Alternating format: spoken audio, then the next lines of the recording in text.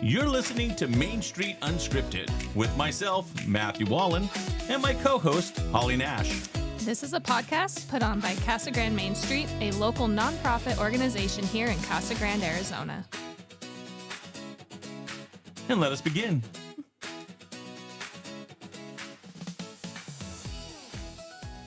All right, we're back, and this is part 2 of the episode 7. So we break this up for you, the listener or watcher, or viewer, or whatever, so that if you don't have time to listen to this entire thing, you can break it up into a couple parts. So we're doing this out of courtesy for you. So don't forget to smash that like and subscribe. And I'm just joking. I mean, everyone says it's cringy when I do that, so I have to do it. I'm going to release my inner Bob to Sports. Smash that subscribe button. There it is. All right, so we're talking about Main Street. If you didn't get to listen to the first part, it would help if you went back and went and listened to the first half before you got in the second half. We're talking about conference season and the fact that Holly has been at 3 different conferences that are vitally important. They were GCOT, Rural Policy Forum, and Downtown Matters. And these are 3 conferences that are aimed at and directly attributed to improving tourism, downtown areas, and how tourism and downtowns relate to each other. Yeah. So the last one we really got into like the one-ways. But it wasn't just the one-ways because of one-way. So I reevaluated my notes. We're going to go back. When something is walkable, it's safe, it has a good design, it's built for places, or it's built places for people, not cars. Is kind of how it goes, right? Like you want people to be there, then you have to build it for people. And actually that was repeated numerous times. This is the hardware we're looking at changing. Yes. So building again, for people, not vehicles. Exactly. And it was mentioned by Carrie Tyson, who was from Maine. His downtown was probably the closest to our downtown as far as population goes. It was Portland, Maine. And so his biggest things was basically make it walkable. The job is for the place and people. Main Street is economic development, things of that nature. And so like all of these things kind of come back to like, how can we keep people there spending money, right? And it is creating it for people, updating the hardware so that you have people using it the way you want them to use it. John with Happy Urbanist basically said the same thing, just in a different wording, which was, what is your hardware catering to? And I don't think our hardware is catering to people walking and spending a lot of time. It's catering to cars. It is. It's catering to getting in and out. It's catering to a modality of doing business like normal retail. And yes, and there were some other things that I took away, which I'll go into. There were some other things that can be done by business owners to help create a sense of place. But basically, you want to create a sense of place because once you create the sense of place, people want to be there. So what are some of the things that business owners can do? Thank you for asking. So he divided the sidewalk up into like 3 areas, right? Because you have like ADA rules. You can't block a whole lot of it. But up against the business building is one part. In the middle is your open spot. Don't touch it. And then you have like over by the road. And some of it's very simple. You can add a nice awning for weather purposes and just for looks, right? They're cute. You can put stuff out front as far as like deals go, right? Like a Cream of the Crop does this, like $1 racks, right? They have those out front. I know that the bookstore every now and then will have like a table with like $1 books. So just things like that like when people are going through and walking and they're stopping, like it's something that grabs their attention, and it might only be $1, but like it grabs their attention and then they have to go inside your store and purchase it. And then doing something as far as like welcome decor. So whether it be some seating or some like plants or something, maybe fake plants because it's hot in the summer here. Some of us are not green thumbs. Matt. And yeah, adding seating is nice. Like downtown, we do have seating, but it's not in front of every business. And if you add your own seating, one, it's probably going to be cuter than the benches that are there. But it just creates this like this atmosphere, this feel like you're at home. And that's what you want people. That's what you want. Like, yeah, something welcoming. Yeah. Something that gets them to hang out. Yeah. In a positive hangout way. We want good loitering. Yes. Good loitering.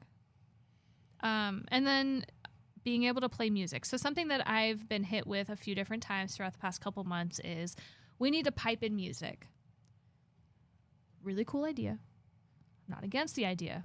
Logistically, a nightmare and probably never going to happen because I can't just have access to every business owner's speakers and put speakers into buildings. And if you're a business in the downtown district and would like to give Casa Grande Main Street full access to your business, please call Holly. Please do. I would love to pipe music in. It's logistically a nightmare.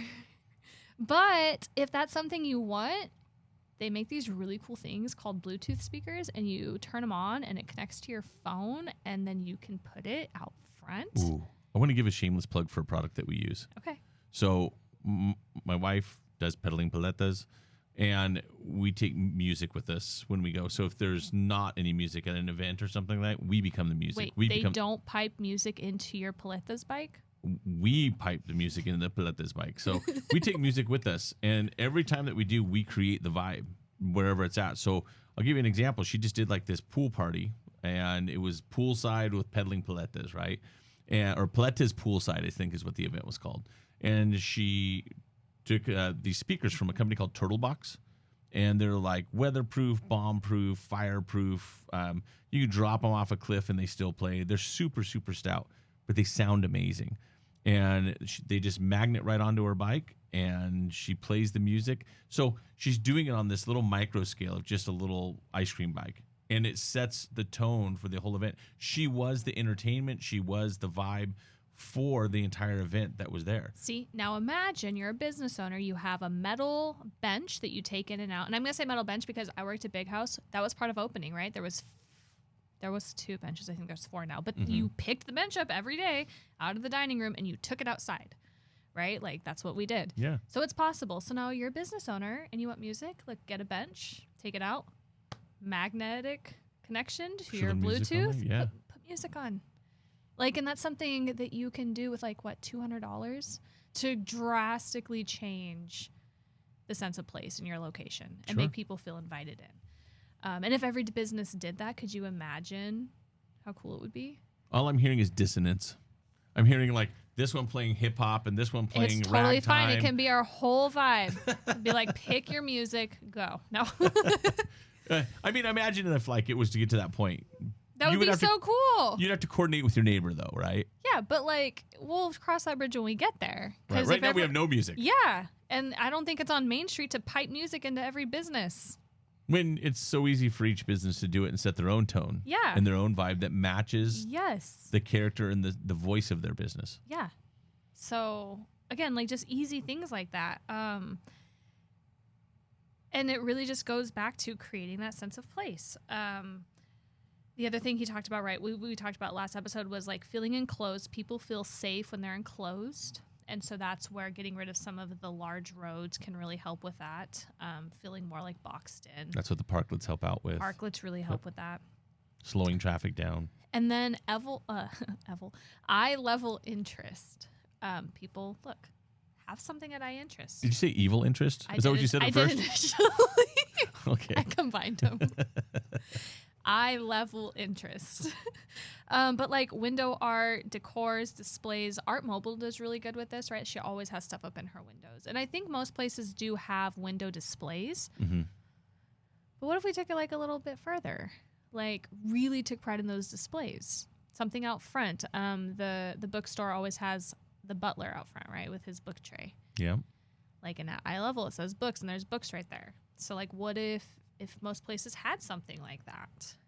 I don't know. It's just easy. Whatever matches your business. And I just think it's like easy things that you can do as a business owner because, yes, Main Street is there to promote the district and help the district, but like you're a business owner.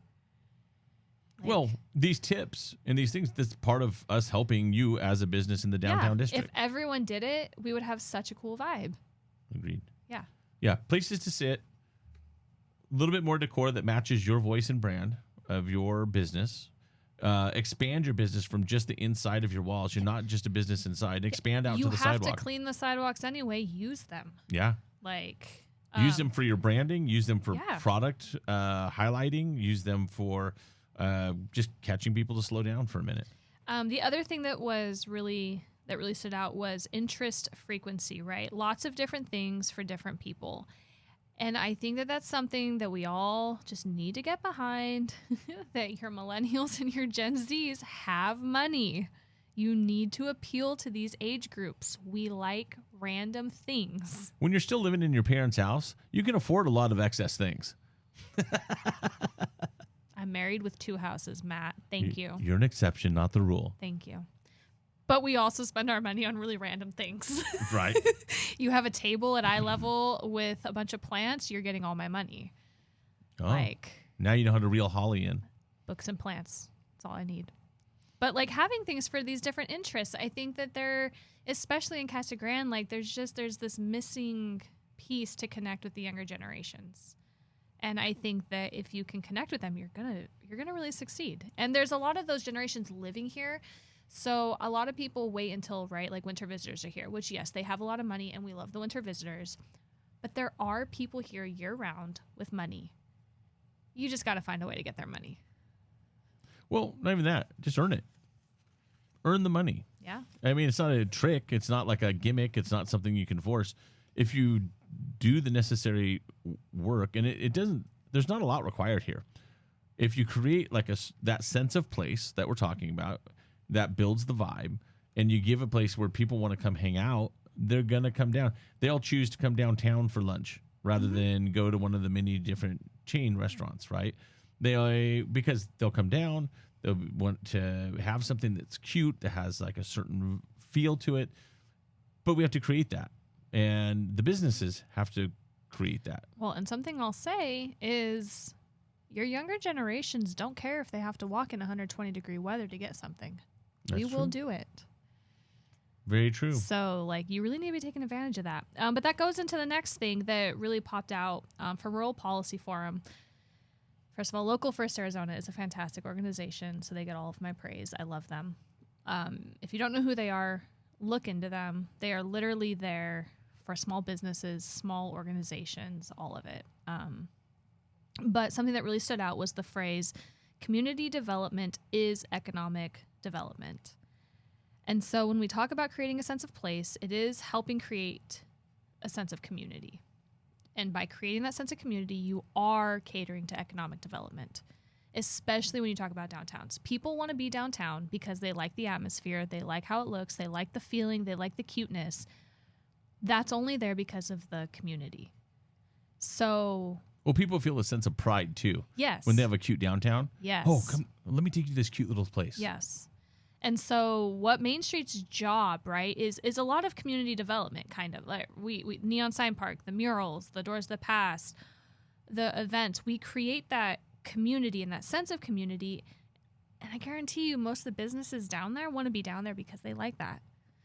And if we can create that community further and keep enhancing it, well, we're just going to thrive economically. We're going to get more businesses down there. We're going to have better economic vitality. I mean, it's already working, right? Poor Therapy came down there.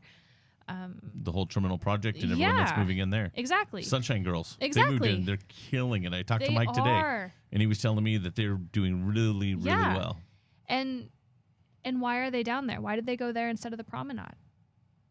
Sense of place. Exactly. So community development is economic development. And I mean, maybe that's just, again, maybe one of those things that like stuck for me because a lot of people are like, well, you need to be going out and finding businesses. And one, I'm not a broker.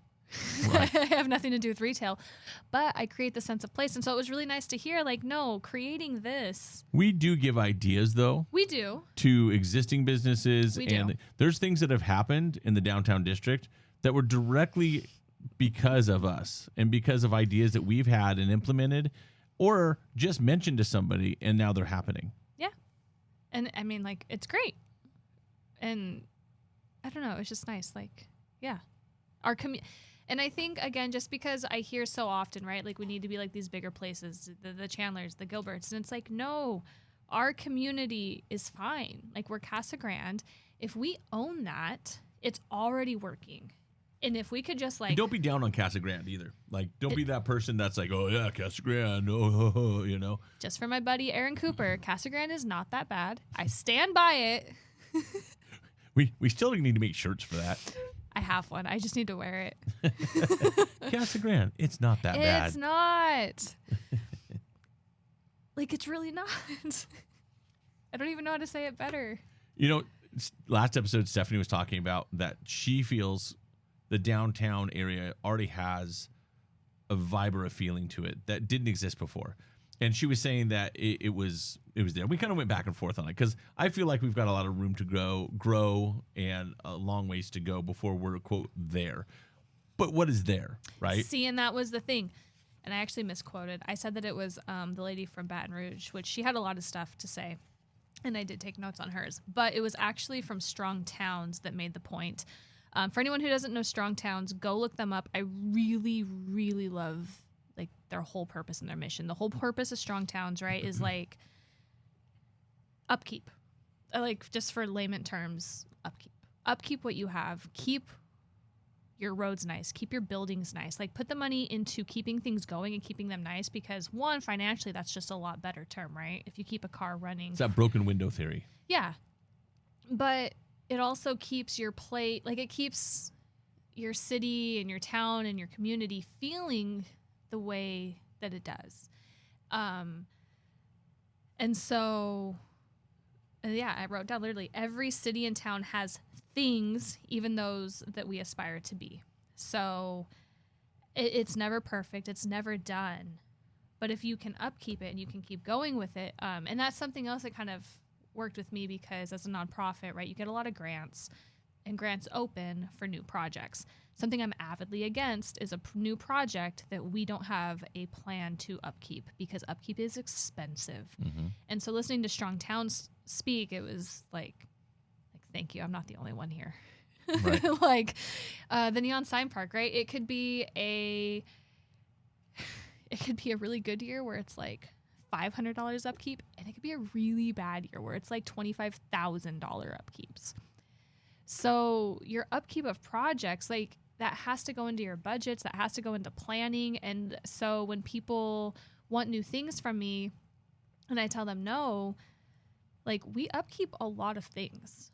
Graffiti seals are expensive. Graffiti seals are minimum of $1,000 per project, but I've also paid $6,000 for a graffiti seal. I've paid $2,000 to have graffiti removed.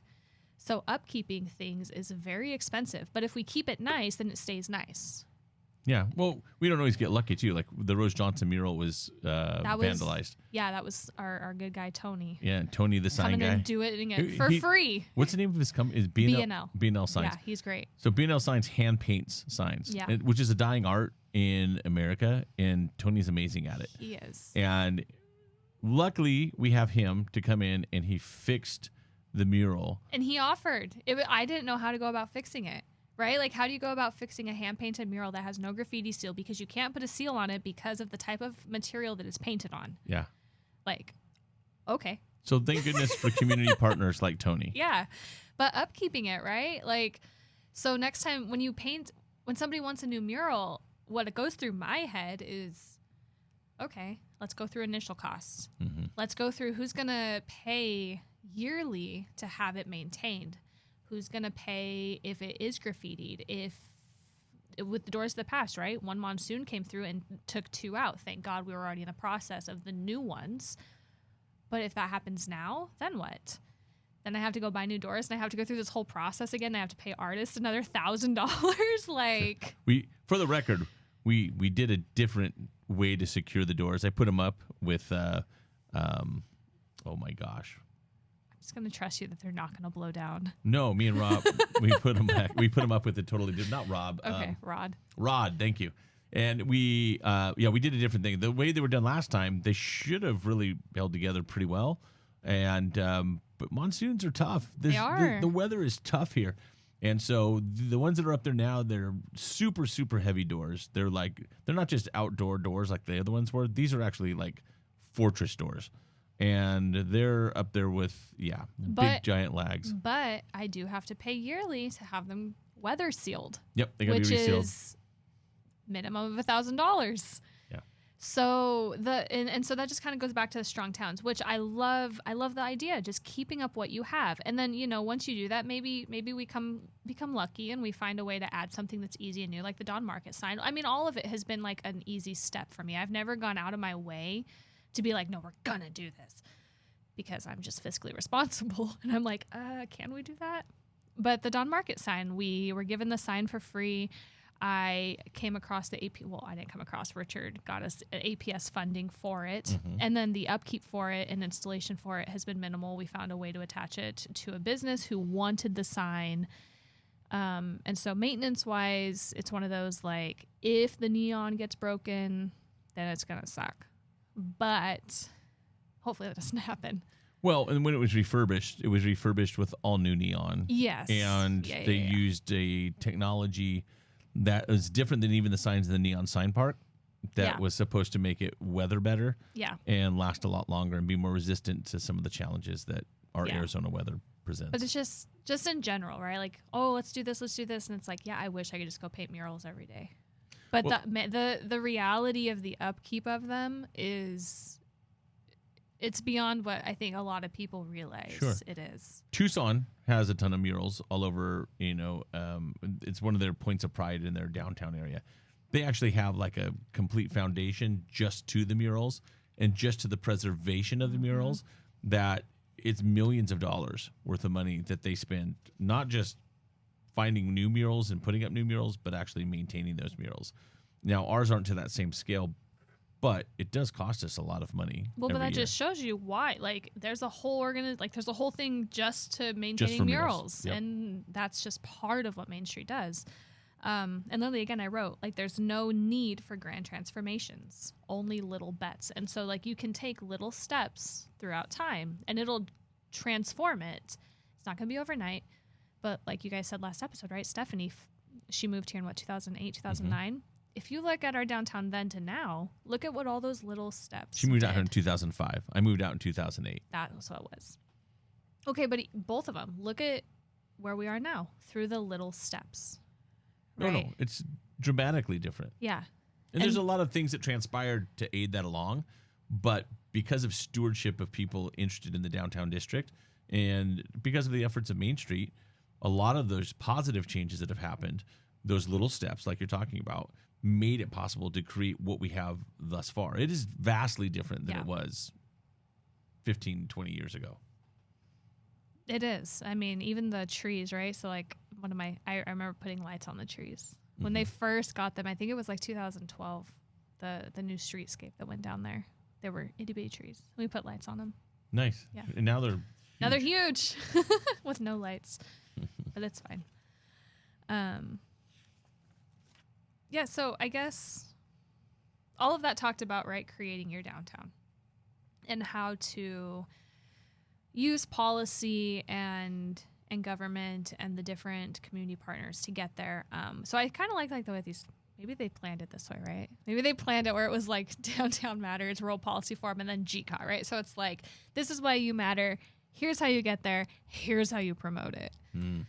So GCOT is, like I said, Governor's Conference on Tourism. That one was last week. And some of the biggest notes I took were like the value of advocacy, tourism improvement areas, which is a whole different thing happening in the state. And then like designing tourism with our community. So for anyone who doesn't know, I sit on the DMO board, which is Destination Marketing Organization. And a lot of communities have these now, and it's purely designed to promote that community and that destination. You get funding through the state for it once you create a DMO. And I don't know if I'm going to be like hated for saying this, but like most of the things that we have to promote are downtown, right? Like the street fair, the neon sign park. The neon sign park gets so much publicity every single year that I don't even look for. Yeah. And that's Main Street's project. So a lot of them were like, how can we promote things better? How can we use different channels? One of them was like, how do we use AI? And I'm not going to lie, I feel like I'm in the Matrix when I was watching it. I didn't enjoy it. Well, I mean, I know we're talking about downtown districts, but one of the things that I've been involved in directly has been promoting high school mountain bike racing here in Casa Grande. We have Casa Grande Mountain, which I've worked on with other community partners and other trail stewards for almost 20 years, right? And in that time, one of the things that we've wanted to do is bring cycling back to Casa Grande. Casa Grande used to be the largest off-road race venue in Arizona, and then we lost they used to race up north at Indian Hills, and we lost that. And somebody lost that taking care of, or that stewardship of the racing here. And so now we've spent all this time to bring that back, and now for the first time in 2027, the 27th season, for the two high school organizations that race in Arizona, they're going to have races here on Casa Grande Mountain. It's awesome. And so it's a resource that we have, Casa Grande Mountain. It's a destination type of thing that now we're promoting it in a way that, hey, you can have an event here. And the city's taking steps to make sure that that event happens. And the downtown district is no different. The downtown district has already a lot of attractions that are there. And the majority of things that happen throughout the season, throughout the year, all the big events that happen in Casa Grande predominantly happen here. Yeah. We have a couple of things that happen maybe at Ed Hooper and the rodeo grounds. Well, Oktoberfest just moved to Carmachnat this year. It was downtown for 4 years. And I'm still not clear as to why the move, but I think it had to do with room. Probably. Because I know they wanted, they're doing fireworks this year. And so I imagine there was not really a place for fireworks downtown because there's a bunch of buildings everywhere. That makes sense. Yeah. So, but beyond that, we have a lot of things that the DMO has to work with already. Yeah. So expand on that a little bit and tell me more. I mean, like some of the biggest ones that literally took away was designing tourism with the community. Because again, I think it goes back to this every single time. People want the experience. And so what Casa Grande has to offer is the same thing everywhere has to offer. It's the community. So Casa Grande's community, right, is like we're a small town. Well, we're not small anymore, but like downtown feels small. And like that's when people want a small town feel, we really cater to that. You can go into any of the locally owned shops and you're probably going to speak to the owner and they're going to tell you how their family's doing. They're going to ask you how your family's doing. Like it's that community feel. And when you create tourism around the community, one, your community is supporting it, but two, like it's not just meaningless tourism. It's tourism that is buying into your community. Well, your community tells a story, right? Yeah. Those aren't just business owners. They're people that have lives here. Their families are here. They raise children here. Some of them retired here. Some of them are just starting here. Some of them have traveled all over the world and ended up settling here and opening a business here. So there's stories behind all those people that translate above and beyond just being a business. Yeah, and I think that that's where tourism-wise, like we need to do a better job at finding a way to promote that. Like, how do we share the story? Yeah. And I mean, Main Street, that's kind of what our job is, right? Is to preserve the history and share the stories. So that's why we have every single art project that we have. The Neon Sign Park is all of the signs from old businesses. The Doors of the Past, each different door tells a story. Of Casa Grande. Yeah. So that's kind of why we exist. And then the businesses down there, you've said it numerous times, the only chain that's down there is Food City. So, like, that is our asset. That is what we are. That is our identity, is we are a small mom and pop community with stories. And we need to find a way to share it, to publicize it. And I mean, I think I did a decent job during when Visit Arizona hit me up to do the video, right? Like the reason that they loved videoing down here was because everywhere we went, someone was talking to me like we were best friends. And like the videographer and then the director for it, they both like got pulled into it, right? And so they were down here and they're like, dang, like I feel like we're all family. And like that's kind of the vibe that like we want to give off, right? Sure. I'm sure like even when people come in here, it's like, oh, that's Matt's favorite customer. Like there's some days I get no work done because I got just visitors that come in just to chew the fat. But I also guarantee you that they're going to come to you forever.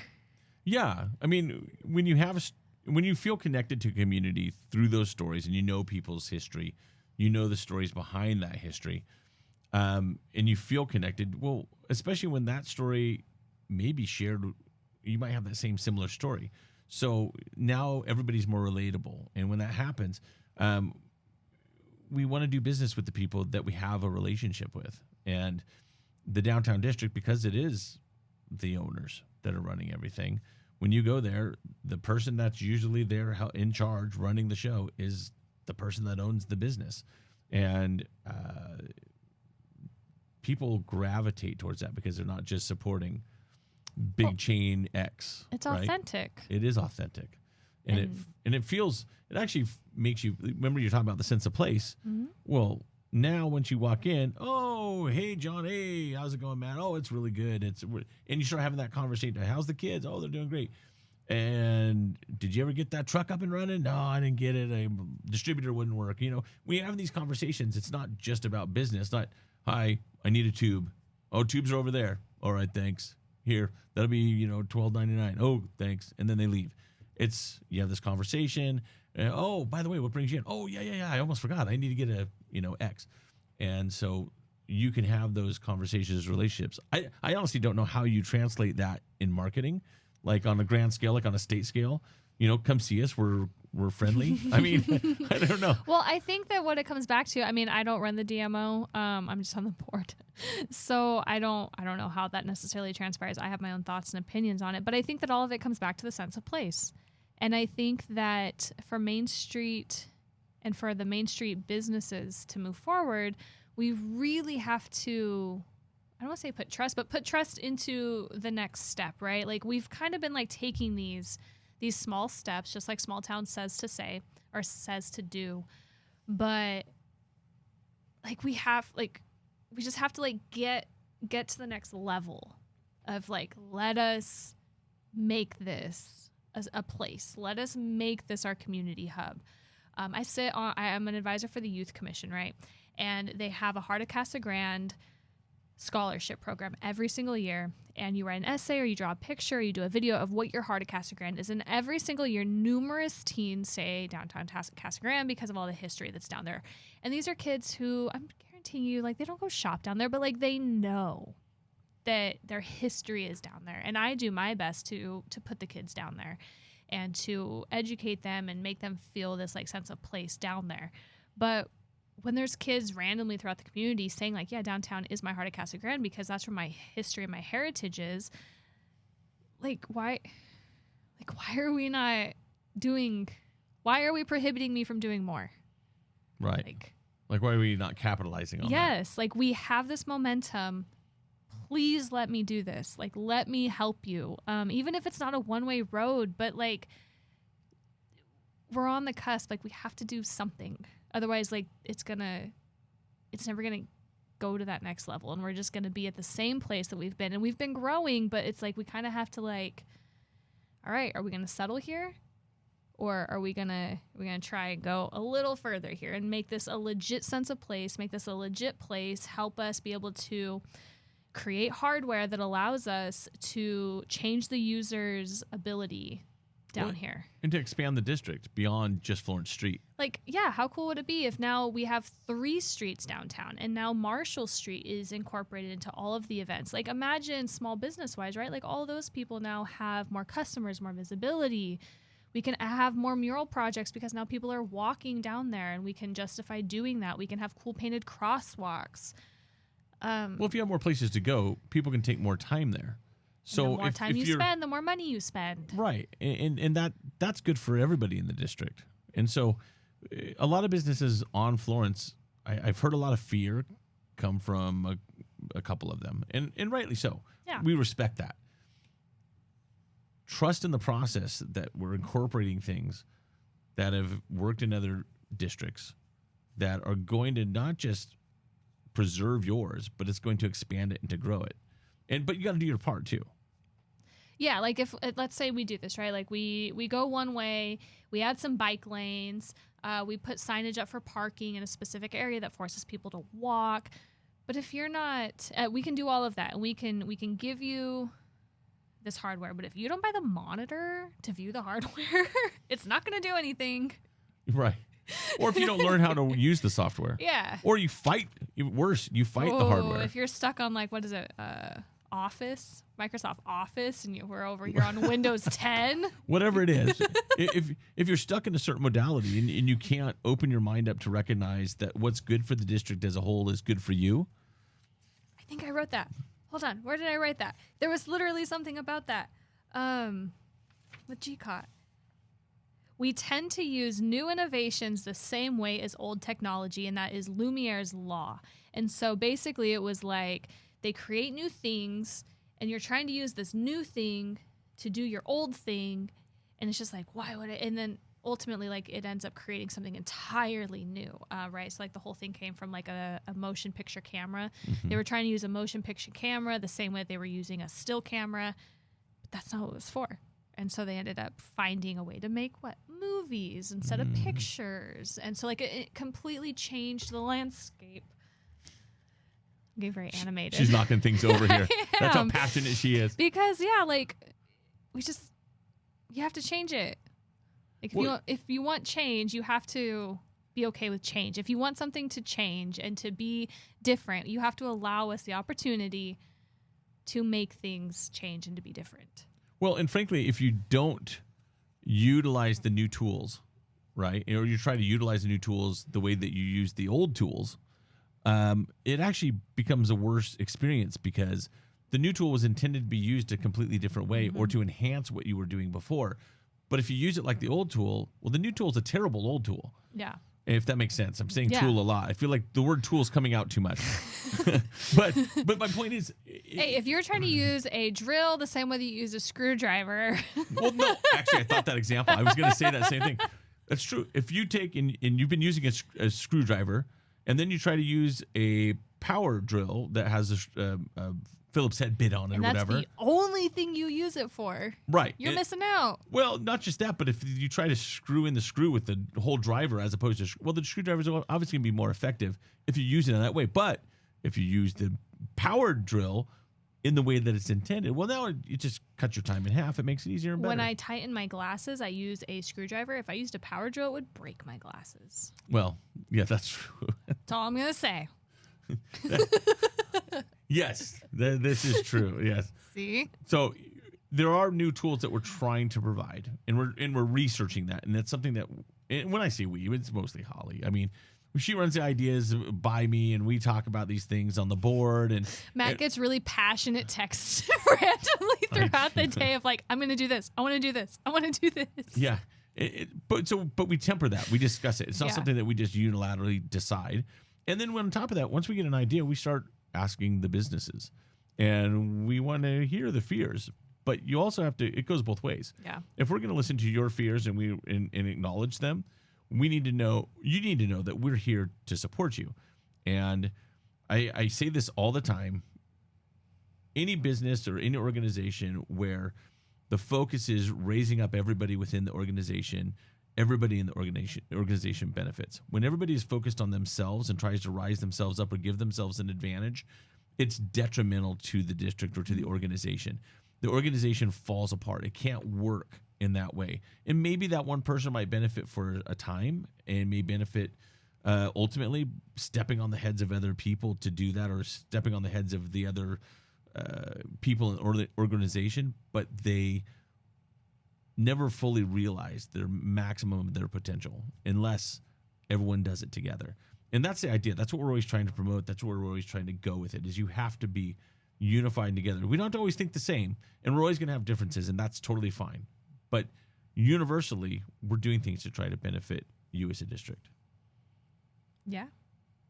I think that's fair to leave it on. Honestly, I don't have anything better to say on that. Is that the end of part 2? Maybe. So I don't know. Hold on. We were going to do, what was the question?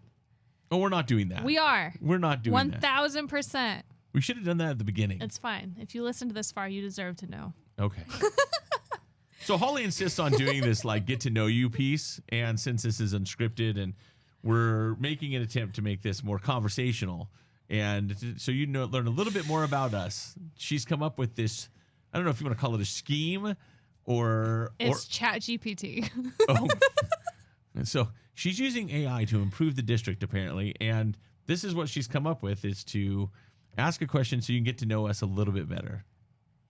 What is the most random thing you are surprisingly good at?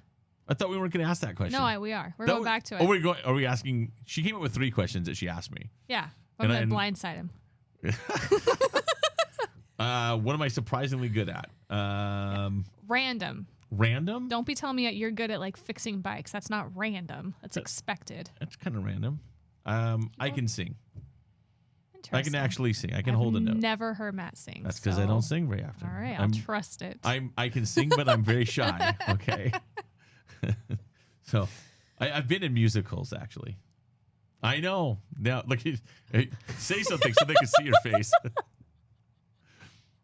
I can sing. So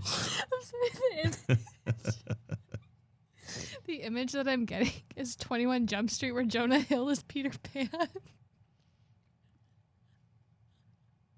Anyway, this is so rewarding. So what's your thing? Mine was that I'm good at puzzles. You're good at puzzles. Because I have no patience as a human being. But I'm really good at puzzles. I hate them, but I'm good at them. All right. Yeah. So Holly's good at puzzles. Matt can sing. Sort of. What? This is devolving fast. This is why, folks, we try to keep the episodes down to 45 minutes or so. Well, this is a 2-part series that we're recording all at once, by the way. So, was there more questions? No, we'll save the rest for next time. Oh, okay. So, on that note, maybe I should sing us out. No. I can't puzzle it together. You can't puzzle it. Oh, my gosh. Sick. Well, we appreciate you guys joining us. A lot of the work that we put in the downtown district is more than just us getting together and just coming up with random ideas. Holly going to these conferences, it's literally 3 to 4 weeks worth of traveling, going to these places, losing your favorite shirt. Don't remind me. I'm still really bitter about it. There's sacrifices, what I'm trying to say, that happens in this process. And everything that we do is for the benefit of not just the downtown district, but Casa Grande as a whole. We believe and we love our community. We really want to support it. And we really want to see it grow in a positive way. And I feel like I should say a little bit about the fact that a lot of negative stuff has been going around lately, and we've had a lot of negative things happen recently. And that isn't Casa Grande. These are random acts, random things that have happened in our area and are part of a population growing, but we're not representative of us as a whole.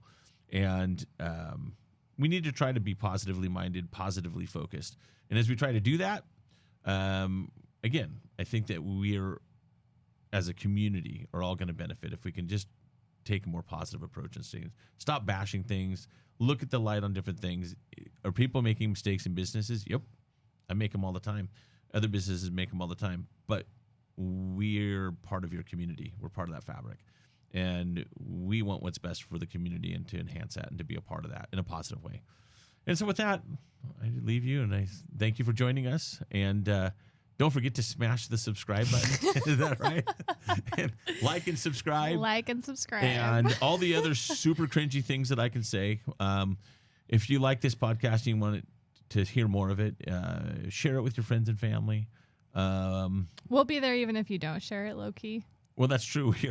We are syndicated everywhere at this point now. And so wherever you like to hear or watch your broadcast, we're there. So, and with that, I thank you and have a good day.